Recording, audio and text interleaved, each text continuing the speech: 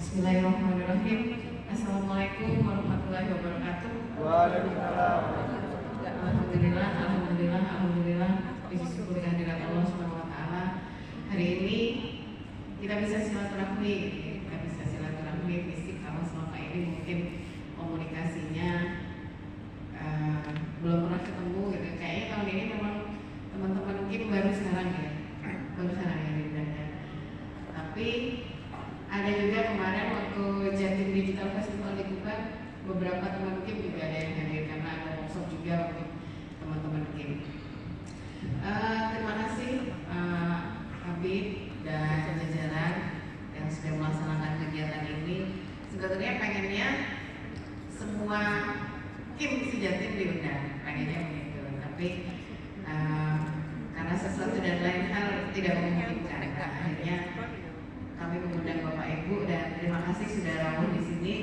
Yang kedua saya mau menyampaikan terima kasih luar biasa Mbak Diana dari Mafindo yang selama ini sudah mendampingi gitu ya, bersama-sama di Dinas Kominfo Jatim melaksanakan ini sosialisasi literasi digital bagi masyarakat khususnya yang cek fakta. Dari awal tahun kami ke kabupaten kota bahkan ke Makonwil gitu ya kemarin itu. Tapi baru sekarang ya kita sama Kim gitu ya. Yang berikutnya nanti ada pemateri yang luar biasa gitu ya. Tidak hanya ilmunya tapi enak lah dipandang gitu ya. Mbak Nindi, saya pakai Mbak aja ya, beliau masih muda tapi sudah doktor. Nanti teman-teman bisa banyak belajar dan memanfaatkan kegiatan ini. Yang menarik adalah perlindungan data pribadi ini sebenarnya sudah ditetapkan tahun 2022 dan rencananya awal tahun kemarin ini bulan Oktober akan terbit perpresnya, tapi sampai dengan saat ini perpresnya belum. Nah, kenapa sih kok teman-teman Kim ini diundang ke sini gitu ya untuk tahu tentang perlindungan data pribadi? Kemarin setelah Lebaran ya, teman-teman Kominfo Kabupaten Kota itu juga diundang. Jadi diajari kami bagaimana perbedaan perlindungan data pribadi dan perlindungan data pribadi. Ternyata undang-undang memilih untuk perlindungan data pribadi. Nanti mungkin bisa dijelaskan kenapa gitu. Tapi itu penting. Bagaimana kemudian sekarang kita di tengah-tengah penetrasi internet ini data ABCDI Mbak Diana. Tadi kita sempat bahas itu sudah hampir 80%, tepatnya 79,5% internet itu sudah bisa dirasakan oleh seluruh masyarakat di Indonesia. Nah, di tengah gempuran itu, di tengah gempuran berita gitu ya, yang luar biasa sekarang yang lagi happening jualan es teh, gitu ya. Sudah besok kan yang jualan es teh.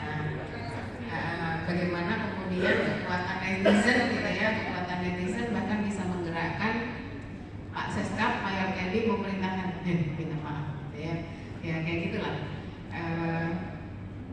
kehidupan atau situasi digital kita hari ini. Nah, kenapa kok Kim yang diajak ngobrol? Karena Kim menurut kami itu humasnya desa. Sekarang desa begitu luar biasa gitu ya, mendapatkan perhatian, mendapatkan kewenangan yang sangat besar. Salah satunya adalah bagaimana kemudian keberhasilannya, prosesnya, pelaksanaannya itu bisa terinfokan kepada masyarakat. Nah, Bapak Ibu yang di Kim inilah yang kemudian memiliki peran penting. Bagaimana kemudian informasi kepada masyarakat di desa khususnya atau di kalangan Bapak Ibu bisa tersampaikan. Kemarin kami belajar bagaimana kami nanti sebagai OPD itu jadi yang namanya pengendali data. Jadi contohnya ya rumah sakit itu kalau mau masuk pasti kan yang ditanyain KTP-nya. Nah, bagaimana rumah sakit ini menjaga data KTP yang disimpan itu? Nah, sekarang monggo dianalogikan ke Bapak Ibu sekalian. Saya nggak tahu apakah kalau mau ke posyandu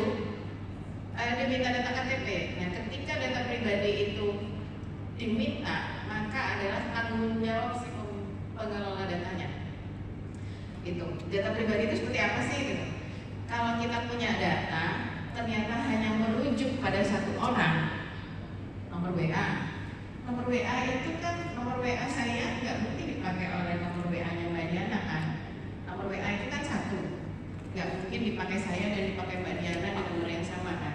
Nah itu data pribadi. Jadi misalkan Bapak Ibu kemudian ada acara gitu ya, terus mau mengundang gitu.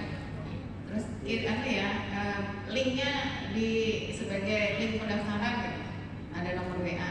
Nah disitulah maka Bapak Ibu mulai menjadi pengendali data. Pengendali itu dia harus melindungi, nggak boleh membagi gitu ya.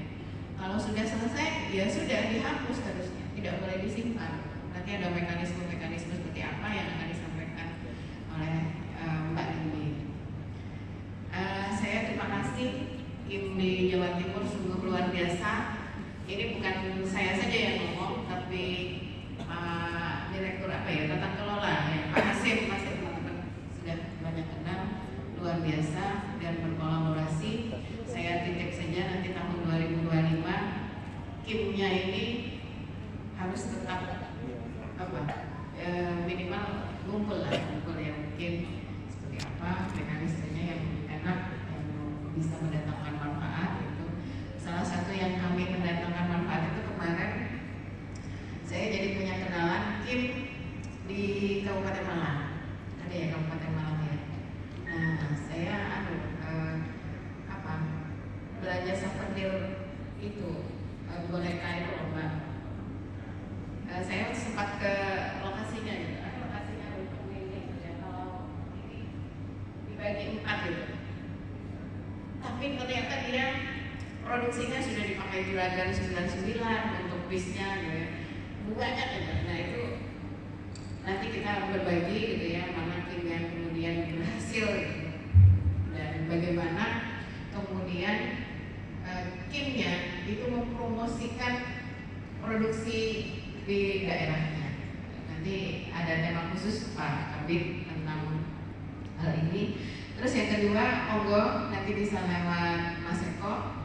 Kami setiap hari Sabtu itu promosi UMKM di IG kami, di IG Jatim Pemprov kalau Bapak Ibu ngikutin. Jadi misalnya di situ ada produksi jahe gitu ya, namanya Serlita. Kalau mau beli nomor WA-nya ini. Jadi memang WA-nya untuk jualan. Itu beberapa hal. Saya terima kasih sekali lagi Bapak Ibu rawuh di sini. Semangat, walaupun di akhir tahun tetap harus semangat. Insya Allah 2025 semakin baik. Semangat ya Bapak Ibu. Saya biasanya dibuatin pantun, tapi hari ini enggak. Jadi pantun saya akan tetap sebelah kiri Luna Maya, sebelah kanan Aura Kasih. Sekian dari saya dan terima kasih.